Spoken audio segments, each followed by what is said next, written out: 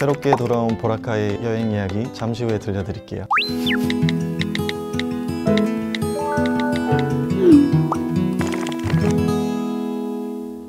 필리핀 중부에 위치한 작은 섬 보라카이. 총 면적은 여의도보다 조금 큰 정도인데요. 인천에서 보라카이 칼리보 공항까지 비행시간은 약 4시간 30분으로 시차는 1시간 느립니다.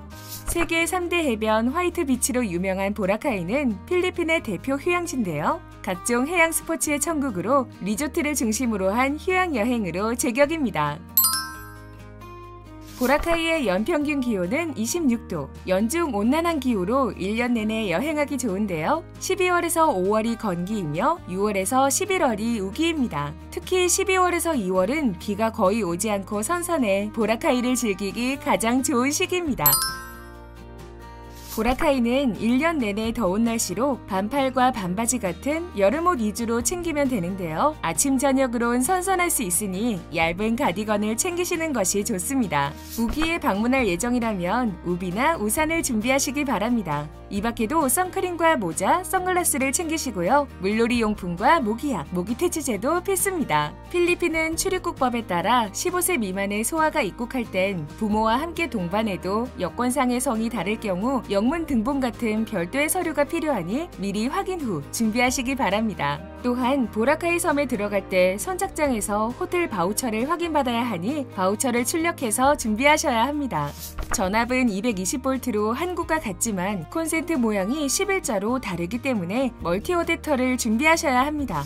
필리핀은 무비자로 최대 30일간 관광이 가능한데요. 다만 왕복 항공권을 반드시 소지하고 있어야 합니다. 또 여권은 6개월 이상 남았는지 확인하시고 서명란에는 반드시 서명을 해야 합니다.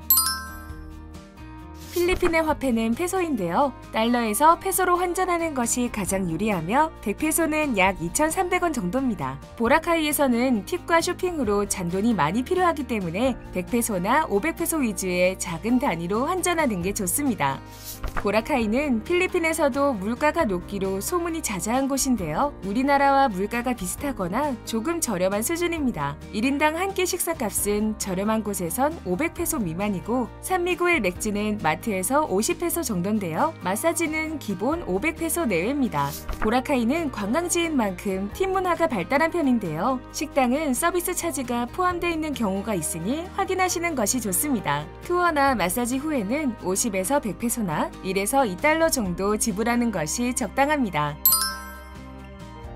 칼리보 공항에서 보라카이 섬까지 가기 위해선 까티클란 선착장까지 2시간가량 이동한 후 선착장에서 섬까지 배를 타고 약 20분 정도 들어가야 하는데요. 이처럼 이동 방법이 번거롭기 때문에 대부분 픽업 샌딩 업체를 이용하는 편입니다. 칼리보 공항에서 보라카이 숙소까지 논스톱으로 이동할 수 있는데요. 국내에서 미리 알아보고 예약하고 가시는 걸 추천합니다. 개별 이동의 경우라면 선착장까지 택시비는 물론 선착장에 도착한 후 보라카이에 들어가기 위해 배 이용료, 환경세 등을 포함해 225페소를 지불해야 하며 간단한 서류 작성과 호텔 바우처가 필요합니다. 짐꾼에게 짐을 맡긴다면 짐 한 개당 탈 때와 내릴 때 20페소씩 40페소를 지불해야 하니 참고하시기 바랍니다. 보라카이에서 가장 대중적인 교통수단은 트라이시클인데요. 10분에서 15분에 가까운 거리는 60에서 100페소 정도에 이용할 수 있습니다. 보라카이는 돌아올 때 공항에서 인당 700페소의 공항세를 반드시 내야 하기 때문에 공항세로 낼 페소를 꼭 남겨두셔야 합니다. 환전 후 미리 공항세를 빼서 보관해 두는 것을 추천합니다. 보라카이의 매력이 뭘까요? 라인 나우 가보면 알아요. 이만한 곳도 없습니다. 너무 건조한 거 아니에요?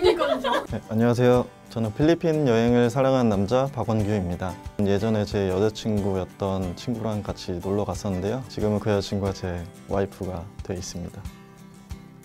폐쇄 전에 갔을 때는 바로 앞바다에 보면은 조 같은 게 있었거든요. 근데 그런 게 지금 가보면 다 없어져 있고 식당이나 뭐 술집이나 이런 데서도 화이트 비치 앞까지 테이블을 빼서 그 장사를 했었는데 이제 폐쇄 이후에는 그런 것들이 다 없어졌어요. 그래서 화이트 비치에서도 음주가 불가하고 깨끗해진 정리가 된 느낌. 도착을 하시면은 그쪽부터 스테이션 3라고 부르거든요. 보라카이 섬의 가운데가 스테이션 2, 그다음에 더 안쪽이 스테이션 1인데 스테이션 2 쪽에 디몰 몰이라던가 상점, 음식점, 술집, 클럽 이런 게 다 몰려 있다 보니까 걸어서 다 이동할 수 있는 거리다 보니까 많이들 잡으시고요. 스테이션 1 쪽에는 뭐 초특급 리조트라고 부르는 뭐 샹그릴라나 뭐 에벤픽, 크림슨, 뭐 디스커버리 뭐 이런 초특급 리조트들이 있어서 돈이 있으시면 그쪽으로 보라카이 섬까지 들어가는 데가 조금 힘든 부분이 있는데 막상 그 섬에 딱 도착해서 화이트 비치랑 그 바다를 보면은 힘들었던 모든 게 다 잊혀지거든요. 하얀색 화이트 비치가 눈부실 정도로 빛나고 그 위에 에메랄드빛 바다가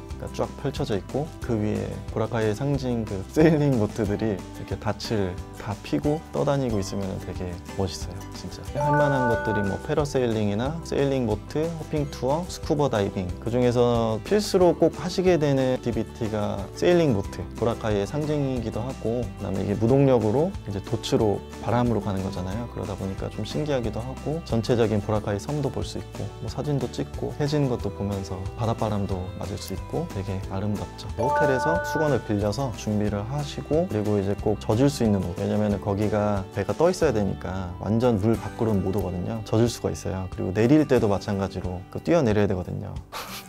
사진 같은 거 찍으시면은 방수팩 같은 거 미리 화이트 비치가 보라카이의 전부라고 할 수도 있을 정도로 아름다워서 스테이션 2든 1이든 3든 다 연결이 돼 있어서 스테이션마다 조금씩 분위기는 달라요. 시간이 나시면은 보시는 것도 괜찮고 그리고 디몰이라고 해서 보라카이의 가장 번화한 상점이 몰려있는 곳이 있는데 그렇게 크진 않는데 이제 유명한 맛집이나 상점들이 있어서 무조건 가실 것 같고 그리고 여유가 좀 있으시면 스테이션 1 쪽에 크림슨 리조트라고 거기서 매주 토요일마다 홈파티를 해요. 투숙객이 아니더라도 예약을 해서 즐기실 수는 있으니까 시간이 맞으시면 또 가보시는 거 괜찮은 것 같아요. 그러니까 보라카이가 낮에만 아름답다고 생각하시는 분들이 많은데 되게 좀 운치가 있거든요. 약간 시골 느낌도 나면서 파도 소리도 계속 나면서 화이트 비치를 따라서 상점들이나 술집, 바 이런 게 되게 많이 있거든요. 바다를 보면서 술도 마실 수 있고 스테이션 2 쪽에 썸머 플레이스라는 클럽이 있거든요. 거기가 되게 좀 오래된 로컬 클럽인데 한국인들도 많이 가다 보니까 한국 노래도 좀 나오고 그 시샤라고 그 물담배 있잖아요. 필 수 있고 맥도날드 같은 현지화된 졸리비라는 패스트푸드 졸리비가 한 군데 있고 그래서 거기서 밥이랑 소세지, 밥이랑 치킨, 필리핀 사람들이 어떤 걸 먹는지 체험해보는 것도 괜찮을 것 같고 디몰 안에 세계 각국의 요리들, 식당들이 좀 있거든요. 뭐 그리스식, 뭐 스페인식, 미국식 현지 셰프를 직접 데려와서 운영을 한다고 하더라고요. 맛도 있고 또 옐로우캡이라고 미국식 피자를 만드는데 맛있고 매장도 화이트 비치를 바라보면서 있거든요. 그래서 피자를 먹으면서 화이트 비치도 감상하면서 라바스톤 스톤 마사지 보라카이 안에서는 스톤 마사지 그 샵이 되게 잘 돼 있더라고요. 규모도 되게 크고 깔끔하게 돼 있어서 한 번을 받으셔야 된다면 거기를 추천드려요. 뭐 항공료도 그렇고 호텔도 그렇고 현지 투어 금액도 좀 저렴하게 나와 있어서 여름 휴가를 못 가신 분들이 계신다면 보라카이의 따뜻한 휴양지에서 아름다운 선셋도 보고 그 사진으로만 보던 세일링 보트도 직접 체험해 보면 괜찮을 것 같아요. 맞아요. 되게 고운 모래여가지고 예뻐서 맨발로 가면은 뜨거울 수가 있어요. 그래서 촉감은 되게 좋은데 신발을 신고 있다가 바로 밟으시면 뜨거울 수가 있으니까